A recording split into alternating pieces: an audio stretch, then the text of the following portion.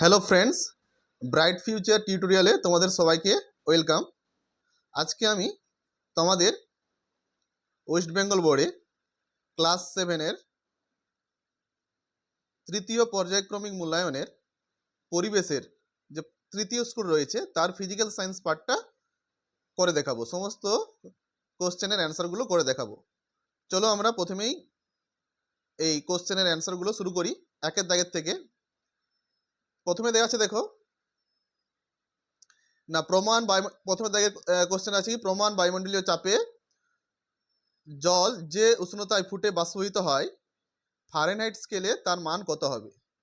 অ্যান্সারটা কত হবে না 212 ডিগ্রি ফারেনহাইট, ডি এরটা হবে। তারপরটা কি আছে না দুয়ের দাগেরটা, সিজিএস পদ্ধতিতে তাপের একক হলো কিলোগ্রাম, ক্যালোরি, নিউটন, জুল। এর অ্যান্সারটা হবে কি ক্যালোরি। তারপরটা কি আছে না আলোকরশ্মি প্রতিফলক তলের উপর লম্বভাবে পড়লে কোণের মান কত হয়? একবারে লম্বভাবে মানে কি, সেই অবিলম্ব বরাবর পড়লে, সেই অবিলম্ব বরাবর পড়লে কত হবে?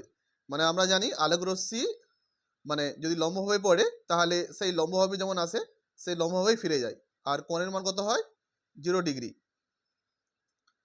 চলন্ত সাইকেলের চাকার গতি এক প্রকার চলন গতি, বক্রগতি, বক্রচলন, ঘূর্ণন গতি, চলন ও ঘূর্ণন গতির মিশ্রণ। এখানে দেখো এই ডি এরটা হবে, কারণ চলন ও ঘূর্ণন মানে যখন সাইকেল সরলরেখায় চলে ওটা তো হচ্ছে কি চলন হচ্ছে, আর সাইকেল যে চাকাটা একটা নির্দিষ্ট অক্ষের উপর ঘুরছে, তাই ওটা কি হবে, ওটা ঘূর্ণন হবে। তাই একসঙ্গে চলন ও ঘূর্ণন গতির মিশ্রণ, চারেরটা। আবার দেখো নিউটনের দ্বিতীয় গতিসূত্র অনুসারে বল সমান কি আমরা জানি, একটা সূত্র দেখেছি না, এফ সমান এম ইন্টু এ। এখানে এই অ্যান্সারটা হবে ডি এর অ্যান্সারটা, এই যে অ্যান্সারটা নিউটনের দ্বিতীয় গতিসূত্র অনুসারে বল সমান মানে এফ সমান এম ইন্টু এ, এম এখানে ভর আর এ মানে ত্বরণ। তারপরেরটা আছে কার্য, কার্য ডাব্লিউ বল এফ এবং সরণ ডি হলে সম্পর্কটি কি? আর ডাব্লিউ সমান মানে কার্য সমান এফ ইন্টু ডি, সি এরটা হবে। এখানে দেখো এই সি এরটা হবে, কারণ দেখো কার্য কখন বলবো, যখন কোনো বস্তুর উপর যখন আমরা কোনো বল প্রয়োগ করি সেই বস্তুটির যদি সরণ ঘটে। দেখো এফ মানে বল প্রয়োগ করছি, আর ডি এই যে ডি এখানে ডিটা বস্তুর ওই যেদিকে বল প্রয়োগ করছি সেই বলের অভিমুখে সরণ ডি হচ্ছে, তাই আমরা কি বলতে পারি ডাব্লিউ সমান কার্য সমান ফোর্স ইন্টু ডি। এইটা হচ্ছে এর অ্যান্সার। তারপরটা কি সাতেরটা, এই যে লেড পিবি প্লাস সিউসিএলটি কপার ক্লোরাইড PbCl2 প্লাস সিউ এর রাসায়নিক বিক্রিয়াটি কি ধরনের? এখানে প্রতিস্থাপন বিক্রিয়া। দেখো এই যে পিবি দেখতে পাচ্ছ, পিবি ঠিক এই যে কপারকে প্রতিস্থাপিত করে এখানে কপারের জায়গায় পিবিটা দখল করে নিয়েছে, আর কপারকে এখানে প্রতিস্থাপিত করে দিয়েছে, তাই এটা একটা প্রতিস্থাপন বিক্রিয়া। এখানে এই যে তোমাদের ব্লু কালারের অ্যান্সারগুলো করে দেওয়া আছে প্রত্যেকটার, তবু আমি মার্ক করে দেখিয়ে দিচ্ছি। তারপর দেখো এইটেরটা, এখানে Al2O3 হবে, উপরের দিকের টুগুলো হয়ে গেছে। Al2O3 অ্যালুমিনিয়াম অক্সাইডে উপস্থিত অ্যানায়নটি কি? এখানে অ্যালুমিনিয়াম তো ক্যাটায়ন আর অক্সিজেনটা অ্যানায়ন, মানে O2 হবে। মানে এখানে O2 কেন হচ্ছে বলো দেখি, এই যে O2 হওয়ার কারণ হচ্ছে যে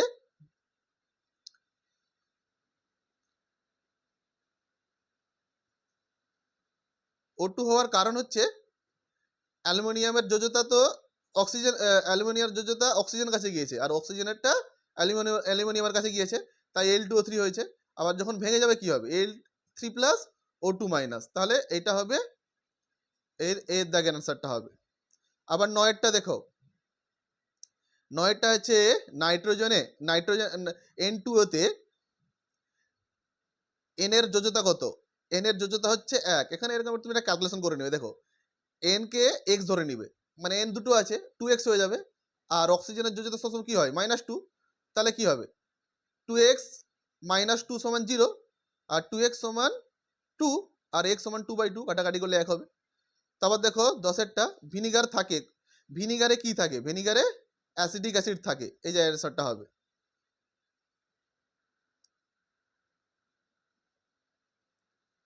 তারপর দেখো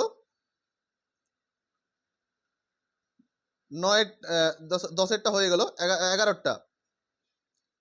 11টা চলো। আমাদের প্রতিদিনের খাবারের কত শতাংশ আমলি খাওয়া প্রয়োজন? এটা হচ্ছে উত্তরটা হবে 20%।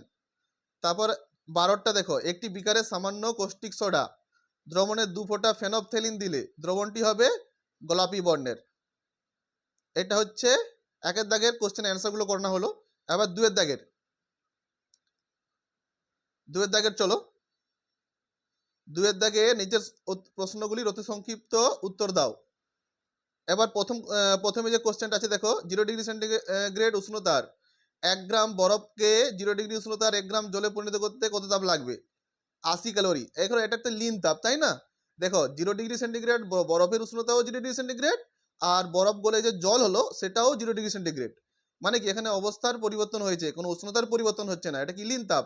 আমরা তো জানি মানে কি লিন তাপ হচ্ছে কি, এই বরফ গলে লিন তাপ 80 ক্যালোরি পার গ্রাম। মানে 1 গ্রাম যদি বরফকে 1 গ্রাম জলে পরিণত করা যায় গলিয়ে, তাই 80 ক্যালোরি তাপ প্রয়োগ করতে হবে। এই 80 ক্যালোরি তাপটা অ্যাকচুয়ালি ওই যে বরফের কে কঠিন থেকে তরলের জন্য যে গলানোর জন্য, মানে তার বন্ডিং গুলোকে আলগা করার জন্য এই তাপটা লাগছে, কিন্তু ওর উষ্ণতা বাড়ার জন্য লাগছে না। এরপরে দেখো 2টা, কাঠ, ইট, মাটি, ইট এগুলিকে অস্বচ্ছ মাধ্যম বলা হয় কেন? না কাঠ, ইট, মাটি এগুলো একটু ভালো করে দেখবে। ইট এগুলির মধ্যে দিয়ে আলো চলাচল করতে পারে না, তাই এগুলিকে অস্বচ্ছ মাধ্যম বলা হয়। এবার দেখো সূচি ছিদ্র 3টা, সূচি ছিদ্র ক্যামেরায় ছিদ্র থেকে বস্তুর দূরত্ব বাড়লে প্রতিকৃতি কিরূপ পরিবর্তন হবে? এটা প্রতিকৃতি অস্পষ্ট হয়ে যায়। এই যে মানে ক্যামেরা থেকে বস্তুর দূরত্ব বেড়ে গেলে কি হবে? তখন প্রতিকৃতিটা ওটা বড় হয়ে যায় অনেক। তখন কি হবে না, সূচিচিত্র ক্যামেরা থেকে বস্তু দূরত্ব বাড়ালে তখন প্রতিকৃতি অস্পষ্ট হয়ে যাবে এটা। এবার দেখো 4টা দেখো, সমবেগে চলমান কোনো বস্তুর ক্ষেত্রে ত্বরণ কত হবে? 0 হবে। মানে কি এর গতিবেগ সমান আছে। আর আমরা ত্বরণ কখন বলবো? ত্বরণ বেগ বৃদ্ধির হার। বেগ বৃদ্ধি তো হচ্ছে না, সময়ের সঙ্গে সঙ্গে বেগ বৃদ্ধি হচ্ছে না, বেগটা কনস্ট্যান্ট হচ্ছে, তাই জন্য এখানে তার এই যে ত্বরণের মান 0। তারপরে 5টা দেখো, প্রিন্সিপিয়া গ্রন্থটি কার লেখা? Sir Isaac Newton. এটা হচ্ছে এইটা অ্যান্সার। তারপর দেখো 6টা, খাদ্য সংরক্ষণে নুন কিভাবে কাজ করে?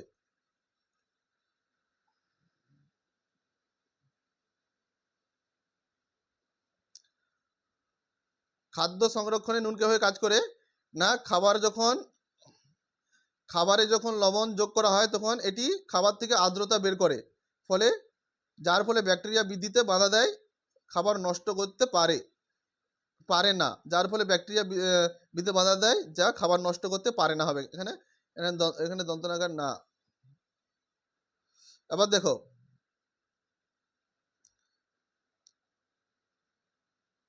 কলিচিনের সংকেত CaO। কলিচিনের সংকেত কি হবে? এই যে CaO, ক্যালসিয়াম অক্সাইড। একটা পড়া চুন হয়, একটা কলিচুন হয়। কলিচুনটা হচ্ছে কি CaO, আর পড়া চুন CaCO3, তাই তো? এবার দেখো 7টা দেখো, 7টা এই যে H2O2 মানে হাইড্রোজেন পারঅক্সাইড। হাইড্রোজেন পারঅক্সাইড এখানে জল এবং অক্সিজেনে ভেঙেছে। এটি কি ধরনের বিক্রিয়া? এটা হচ্ছে একটা বিয়োজন বিক্রিয়া, মানে হাইড্রোজেন পারঅক্সাইডটা বিয়োজিত হয়ে জল অক্সিজেনে রূপান্তরিত হয়েছে। তারপর 9টা, হাড়ের গুঁড়োয় কোন যৌগ থাকে? এটা হচ্ছে ক্যালসিয়াম ফসফেট। তারপরটা দেখো 10টা, জলীয় দ্রবণে সালফিউরিক অ্যাসিড কিভাবে আনিত হয়? না, উত্তরটা এটা, জলীয় দ্রবণে সালফিউরিক অ্যাসিড আয়নিত হয়ে হাইড্রোনিয়াম আয়ন এবং হাইড্রোজেন সালফেট আয়ন উৎপন্ন করে। এটা হচ্ছে 2 দাগের অ্যান্সারগুলো। তারপর দেখো আমরা 3 দাগের অ্যান্সারগুলো যাব। নিচের প্রশ্নগুলি 2-1টি বাক্যে উত্তর দাও। এই যে জল দিয়ে ঘর মোছার পর ঘরের মেঝে ঠান্ডা হয়ে যায় কেন? এইটা দেখো, এটা তো আমরা অনেক আগে থেকে এগুলো মানে জেনে এসেছি। জল দিয়ে ঘর মোছার পর ঘরের মেঝে ঠান্ডা হয়ে যাওয়ার কারণ, জল বাষ্প পরিণত হওয়ার সময় তাপ শোষণ করে। এই প্রক্রিয়াটি বাষ্পীভবন নামে পরিচিত। যখন জল মেঝের উপর ছড়িয়ে দেওয়া হয় তখন জল মেঝের তাপ শোষণ করে এবং বাষ্প পরিণত হয়। এর ফলে মেঝের তাপমাত্রা কমে যায় এবং ঠান্ডা অনুভূত হয়। এটা হচ্ছে কি না, দেখো জলে যে মানে মেঝের উপর যে জলের স্তরটা থাকে, ওই জল থেকে আবার বাষ্প পরিণত হয়। এই জল থেকে বাষ্প পরিণত হওয়ার জন্য প্রয়োজনীয় লিন তাপ এখনো গ্রহণ করছে। এই লিন তাপটা কোথা থেকে আসছে? সেই মেঝে থেকে আসছে তো। তাহলে মেঝে থেকে তাপ নিয়ে নিচ্ছে, কোথা থেকে তাপ যদি নিয়ে নেওয়া হয়, তাপমাত্রা কমে যাবে অটোমেটিক্যালি, তাই জন্য ঠান্ডা হবে। এটা হচ্ছে এখানে এই লিন তাপটা এখানে উল্লেখ করে দেবে। এই যে অ্যাকচুয়ালি জল দিয়ে মেঝের মোছার সময় একটা জলের আস্তরণ পড়ে, সেই জল থেকে আবার বাষ্পীভূত হয়ে, মানে জলটা তো শুকিয়ে যায় এক সময়, মানে বাষ্পে পরিণত হয়ে যায়। সেই জন্য কি হয়, প্রয়োজনীয় লিন তাপ সেই মেঝে থেকেই নেয়। আর মেঝে থেকে নেওয়ার সময় কি হয়, মেঝের তাপ যে হিট যদি নিয়ে নেওয়া হয়, মানে তাপ যদি নেওয়া হয়, তাহলে তাপমাত্রা কমে যাবে, মানে উষ্ণতা কমে যাবে, এই জন্য ঠান্ডা অনুভূত হয়। এরপরে দেখো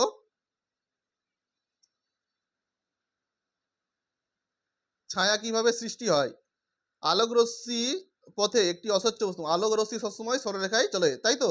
এবার দেখো আলোক রশ্মির এই যে এইটা, আলোক রশ্মির পথে একটি অস্বচ্ছ বস্তু বা উপাদান স্থাপন করা হলে ছায়া গঠিত হয়। অস্বচ্ছ উপাদানের মধ্যে দিয়ে আলো যেতে পারে না। আলোক রশ্মি যা উপাদানের প্রান্ত অতিক্রম করে ছায়ার জন্য একটি রূপরেখা তৈরি করে। এটা হচ্ছে এর অ্যান্সার। তারপর দেখো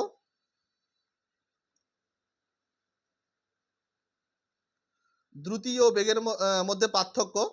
দ্রুতি না সরল বা বক্রপথে সময়ের সঙ্গে বস্তুর অবস্থানের পরিবর্তনের হারকে দ্রুতি বলে। আর দ্রুতি স্কেলার রাশি, আর বস্তুর বেগ এর মানই দ্রুতি। এটা হচ্ছে দ্রুতির তিনটা।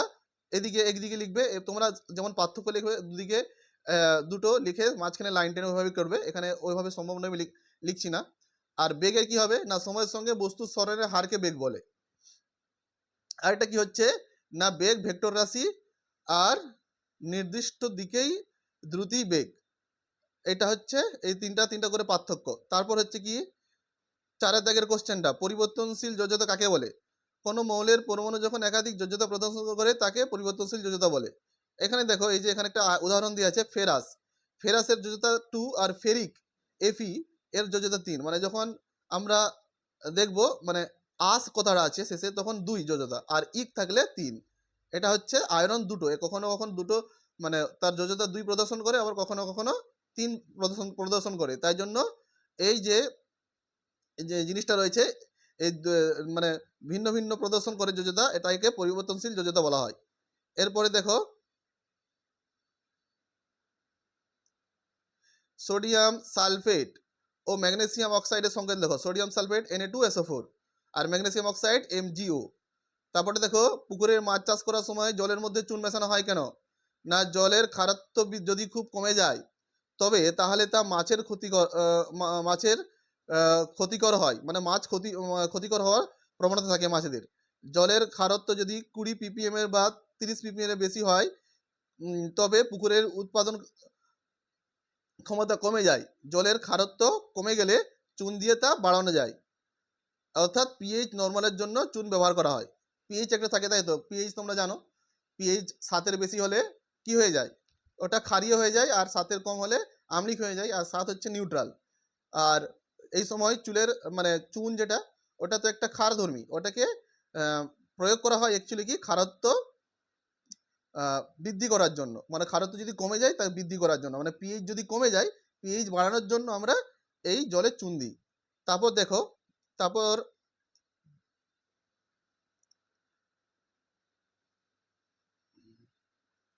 4-এর দাগের কোশ্চেনটা দেখো,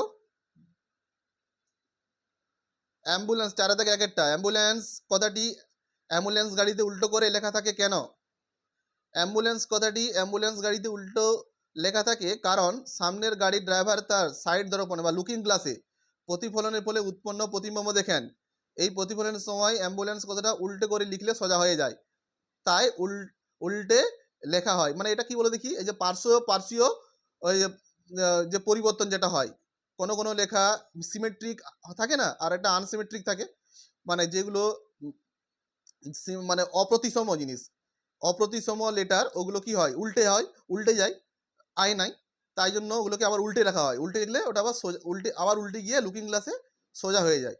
আর যেগুলো যেমন ধরো হ্যাঁ এগুলো কি, এগুলো হচ্ছে প্রতিসম লেটার, এগুলো মানে এগুলো উল্টালে আমরা বুঝতে পারি না, এগুলো উল্টাই কিন্তু ওগুলো বুঝতে মানে উল্টালে বুঝতে পারা যায় না। তাই জন্য যেগুলো অপ্রতিসম লেটার সেগুলোকে উল্টিয়ে লেখা হয় অ্যাকচুয়ালি। যে মানে যেমন সামনে যে কোনো গাড়ি থাকলে তার লুকিং গ্লাস মানে দর্পণে ওটা ওই লেখাটা গিয়ে পড়লে ওটা সোজাভাবে পড়ে এবং দেখতে পাই। গাড়িটা তখন সাইড ছেড়ে দেয়, এটা হচ্ছে প্রধান উদ্দেশ্য। তারপর দেখো 2 অতিবেগুনি রশ্মির ক্ষতিকারক প্রভাব উল্লেখ করো। এখানে দেখো এই যে উত্তরটা, অতিবেগুনি রশ্মির মাত্রাধিক বিকিরণে মেলানিন উৎপন্ন হয়, যার জন্য চামড়া তামাটে হয়ে যায়। আর বিয়েরটা কি না, ইউভি রশ্মি মানুষ, অন্যান্য প্রাণী এবং গাছপালার জন্য অত্যন্ত ক্ষতিকারক প্রভাব ফেলে। আর সি এরটা হচ্ছে মোস্ট ইম্পর্টেন্ট, এটা হচ্ছে এটি ত্বকের ক্যান্সার সৃষ্টি করতে পারে। আর ডি এরটা হচ্ছে দেহের রোগ প্রতিরোধ ক্ষমতা কমিয়ে দেয়। এটা হচ্ছে 3 কি হবে না, নিউটনের প্রথম গতিসূত্র থেকে বলের সংজ্ঞা দাও। নিউটনের এই অ্যান্সারটা, এটা নিউটনের প্রথম সূত্র থেকে পাই কোনো বস্তু নিজ থেকে তার অবস্থান পরিবর্তন ঘটাতে পারে না। মানে মানে আমরা পড়ি না প্রথম সূত্রটা কি ছিল, মানে বাইরে থেকে যদি প্রযুক্ত বল প্রয়োগ না করা, মানে বল প্রযুক্ত না করা হয়, স্থির বস্তু চিরকাল স্থির থাকে, আর গতিশীল বস্তু চিরকাল সরলরেখা বরাবর সমবেগে চলতে থাকে। এটা তার প্রথম গতিসূত্র সংজ্ঞা ছিল এখানে। তাই জন্য বলেছে এখানে নিউটন প্রথম সূত্র থেকে পাই বস্তু নিজে থেকে তার অবস্থান পরিবর্তন ঘটাতে পারে না, তার পরিবর্তনের জন্য বাইরে থেকে কিছু একটা প্রয়োগ করতে হয়। এই কিছু একটা আমরা বল প্রয়োগ, এই কিছু একটাকে আমরা বল বলতে পারি, মানে কিছুটা প্রয়োগ করতে হয়, ওই কিছু একটা যে আমরা প্রয়োগ করি ওটা হচ্ছে বল। বলের সংজ্ঞা রূপে তাই বলা যায় বাইরে থেকে প্রযুক্ত হয়ে স্থির বস্তুর উপর ক্রিয়া করে তাকে গতিশীল করে বা করতে চায়, কিংবা যা গতিশীল বস্তুর উপর ক্রিয়া করে তার গতির পরিবর্তন করে বা করাতে চায়, তাকে বল বলে। যদি বস্তুটা স্থির হয় তাকে বল প্রয়োগ করি, তাহলে গতিশীল করার চেষ্টা করি বা গতিশীল হয়। আর যদি স্থির বস্তু হয় মানে গতিশীল থাকে তাকে স্থির করার চেষ্টা করি। এটা হচ্ছে। তারপর হচ্ছে 4 তোমাদের একটা কোশ্চেন ছিল, চিত্রসহ কার্বন পরমাণুর গঠন। এই ছবিটা একটু ছোট হয়ে গেছে, তোমরা একটু জুম করে দেখিয়ে নাও। এই যে কার্বন পরমাণু কি মানে hydrogen, helium, lithium, beryllium, boron, carbon, মানে কার্বন 6 মানে নম্বর আছে, মানে পারমাণবিক সংখ্যা 6, 6টা মানে প্রোটন, 6টা ইলেকট্রন, তাই তো। এটা এরকম একটা কে কক্ষে থাকবে 2টো, আর এল কক্ষে থাকবে 4টা, তাহলে কি হলো 6টা হয়ে গেল। এইভাবে আর এইভাবে তুমি এই চিত্রটা এঁকে দেখিয়ে দেবে খাতায়। তারপর দেখো 5টা রাসায়নিক বিক্রিয়ার সমতা বিধানের প্রয়োজনীয়তা কি। মানে রাসায়নিক বিক্রিয়ার উভয় পার্শ্বে কি থাকে, একই পরিমাণ পরমাণু মানে পরমাণু থাকে, তাই তো আমরা রাসায়নিক সমতা বিধান করি রাসায়নিক সমীকরণের। ওটার যে প্রয়োজনীয়তা বা গুরুত্ব ওটা কি, ওটা হচ্ছে উত্তরটা এটা ভর সংরক্ষণ আইন। এর কি বলছে না, রাসায়নিক প্রতীক মানে এটা বিক্রিয়া হবে, বিক্রিয়ার সময় এটা কোনো ভর সৃষ্টি বা ধ্বংস হয় না। এই আইন অনুসারে প্রতিক্রিয়ার আগে এবং পরে সমীকরণের দুই পাশে মোট ভর একই থাকে, তাই তো।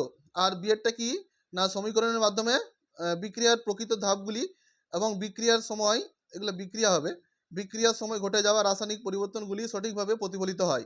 আর সিয়েরটা কি না, বিক্রিয়ার সময় শক্তি সংরক্ষণ হয়, একটি সুষম রাসায়নিক সমীকরণ বিক্রিয়ার চলাকালে শক্তি সংরক্ষণ নিশ্চিত করে। আর ডিএরটা পণ্যের অনুপাত নির্ধারণ করা হয়। এরপরে দেখো 6টা অ্যাসিড ও ক্ষারের তুলনা করো। অ্যাসিড জলীয় দ্রবণে H+ দেয়, আবার দেখো ক্ষার বা ক্ষারকের সঙ্গে বিক্রিয়া করে লবণ জল উৎপন্ন করে, নীল লিটমাসকে লাল করে, অ্যাসিডের গন্ধ ঝাঁঝালো এবং এটি টক স্বাদযুক্ত। একদিকে তুমি খাতার একদিকে এগুলো লিখে দিবে অ্যাসিড লিখে, এগুলো হচ্ছে এতটা হচ্ছে, এই যে এটা হচ্ছে একদিকে লিখবে। আর এই বাকিটা দেখতে পাচ্ছ এটা হচ্ছে ক্ষারের দিকে লিখবে। ক্ষার জলীয় দ্রবণে OH- দেয়, অ্যাসিডের সঙ্গে বিক্রিয়া করে লবণ ও জল উৎপন্ন করে, আর লাল লিটমাসকে নীল করে, আর কি হচ্ছে না ক্ষারের গন্ধ ঝাঁঝালো। তাহলে ফ্রেন্ডস, আজকে আমি তোমাদের তৃতীয় স্কুলের ক্লাস 7-এর তৃতীয় স্কুলের যে পরিবেশের ফিজিক্যাল পার্টটা রয়েছে ওটা আমি করে দেখালাম।